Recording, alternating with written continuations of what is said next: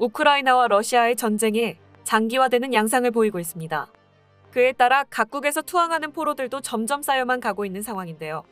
그런데 최근 러시아군에 잡힌 포로들의 충격적인 근황이 문제가 되고 있습니다. 얼마 전 러시아가 공개한 영국인 용병 인터뷰가 전 세계적으로 큰 논란이 되고 있는데 한번 자세하게 알아보겠습니다. 우크라이나와 러시아 간의 전쟁에서 최고의 격전지를 꼽으라면 아무래도 마리우폴이 될 것입니다. 이번 전쟁에서 최고 전략적 요충지로 꼽히는 마리우폴을 차지하기 위해 양국 군대가 필사적인 공방전을 벌이고 있는데요. 이 때문에 양국의 피해가 가장 많이 발생하는 곳이기도 합니다. 러시아는 돈바스 지역 회랑을 건설하기 위해 마리우폴을 포위하는 등 우크라이나군에게 있어 그리 좋지 못한 형국입니다. 승기를 잡은 러시아는 마리우폴 내 우크라이나군에게 항복할 것을 요구하고 있는데요. 마리우폴 내 우크라이나군은 보급이 원활하지 못한 탓에 많은 어려움을 겪고 있지만 끝까지 결사항전할 것이라는 의사를 내비치고 있는 상황입니다. 그럼에도 러시아군과 전투 중 우크라이나군이 포로로 잡히는 일이 발생하고 있는데 현재 마리우폴에서 생포된 우크라이나 포로들의 근황이 전 세계적으로 큰 논란이 되고 있습니다. 최근 러시아 관영 매체에서 공개한 영국인 용병 인터뷰가 전 세계로 퍼지면서 러시아의 만행이 드러나고 있는 상황입니다. Я знаю, как говорит 50-50. Скажите мне, вы убивали людей? I don't know. Почему? Why? I didn't do any fighting. Вы видели, чтобы при вас убивали людей? You see? No. I fought in the beginning. Ukraine was good side. But then eventually I see they don't make right decisions that would end war. Good example was Paramedia. Every time new Paramedia,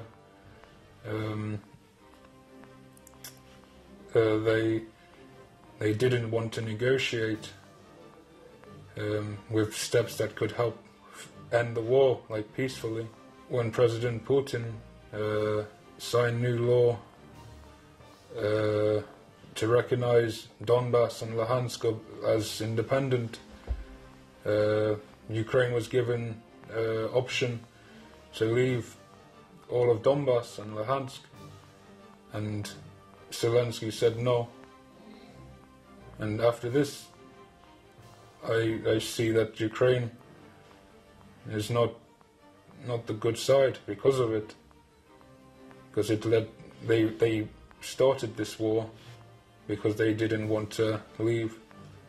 인터뷰에서 우크라이나에 대해 부정적으로 말하고 있는 사람의 이름은 에이든 에슬린으로 원래 영국에서 사회복지사로 일하던 도중 우크라이나 출신의 여인과 사랑에 빠져 2018년 우크라이나로 이주했습니다.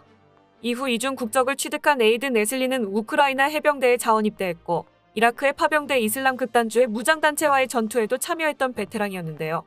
소식에 따르면 만약 러시아가 침공하지 않았다면 그는 사랑하는 연인과 이번 달에 결혼할 예정이었습니다. 하지만 그는 이번 전쟁에서 턱시도를 입는 대신 전투복을 입고 마리우폴 전투에 참여해 러시아군에 맞섰는데 약 48일간 물러섬 없는 항전을 계속해왔으나 최근 식량과 탄약이 바닥나 더 싸우지 못하고 항복했습니다.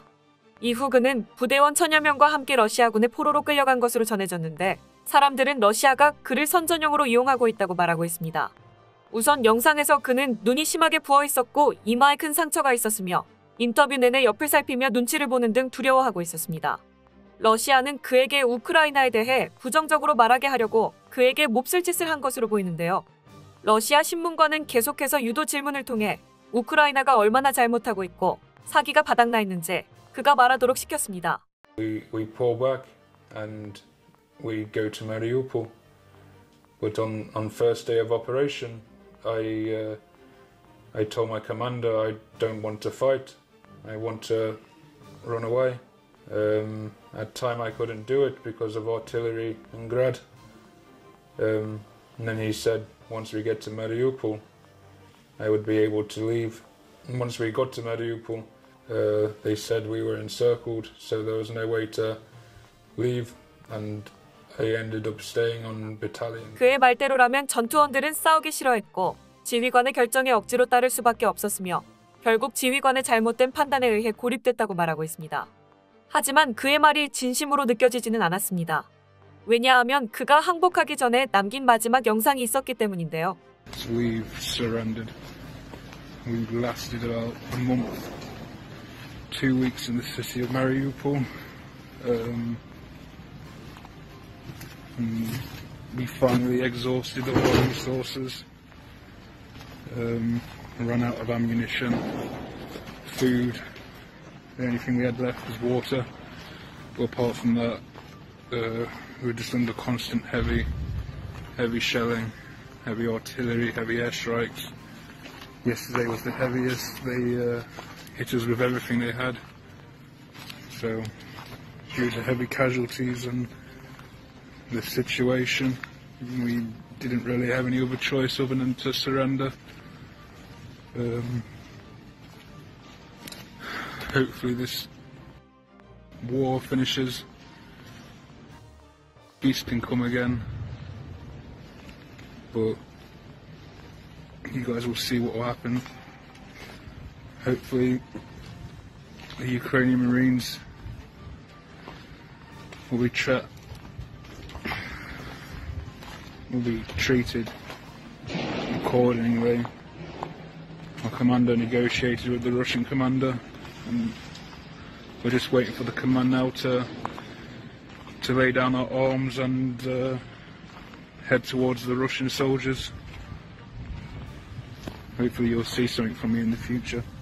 호격 소리가 계속 나는 와중 그는 그의 마지막 영상을 찍어 공개했습니다. 우선 영상 속에서 그는 상처 하나 없는 깨끗한 얼굴을 하고 있었는데 러시아가 공개한 영상에서의 상처는 항복 이후에 러시아군에 의해 생긴 것으로 판단할 수 있습니다. 무엇보다 그는 우크라이나 해병대가 열심히 싸웠지만 어쩔 수 없이 항복하게 됐다는 것을 알리고 싶었던 것이었는데요. 그는 앞으로 러시아군에 의해 그에게 일어날 일에 대해서도 예측하며 알아주길 바란다는 말을 남겼습니다. 그러면서 그는 전쟁이 빨리 끝나 평화가 찾아오길 바란다고 마지막 메시지를 남기며 그들이 러시아군을 상대로 얼마나 열심히 싸웠는지 말해주고 있습니다.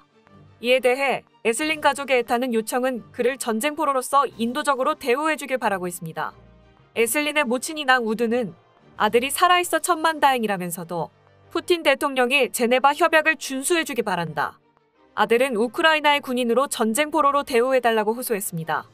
제네바 협약 13조는 전쟁 포로는 항상 인도적 대우를 받아야 하며 포로를 사망하게 하거나 건강에 중대한 위해를 가하는 행위를 금지한다고 규정하고 있는데요. 그러나 러시아 TV에서는 에슬린을 영국 용병이라 부른 점을 고려하면 그의 운명은 쉽게 가늠하기 어렵다는 평가를 받고 있습니다. 에슬린의 동생인 나단 우드는 러시아가 수감자를 다루는 방식은 악명이 높아 가족 모두 걱정하고 있다면서 러시아인들이 형을 선전 도구로 사용하겠지만 극단적인 방식이 아니기를 바란다고 밝히며 그의 신변을 걱정하고 있는데요. 전쟁 범죄가 현재 우크라이나에서 얼마나 심하며 그것으로 인해 많은 사람들이 고통받고 있다는 것을 알 수 있습니다.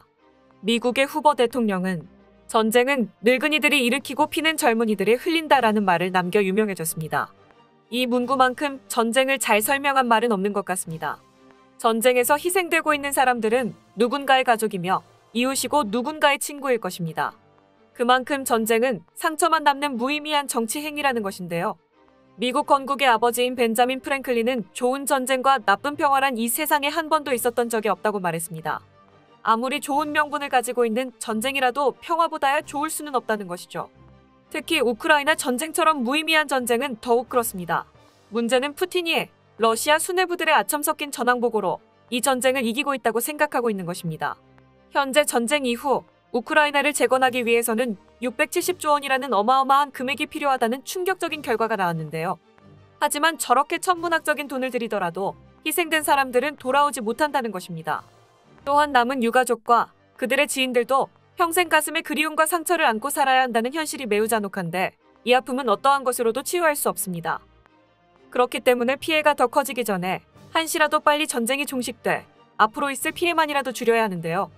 세상의 모든 지도자들은 이 비극이 다시 일어나지 않게 노력해주길 바라며 하루빨리 지구의 평화가 찾아오길 바랍니다. 끝까지 시청해주셔서 감사합니다. 도움이 되셨다면 좋아요를, 다른 이야기도 궁금하시면 구독을 눌러주세요.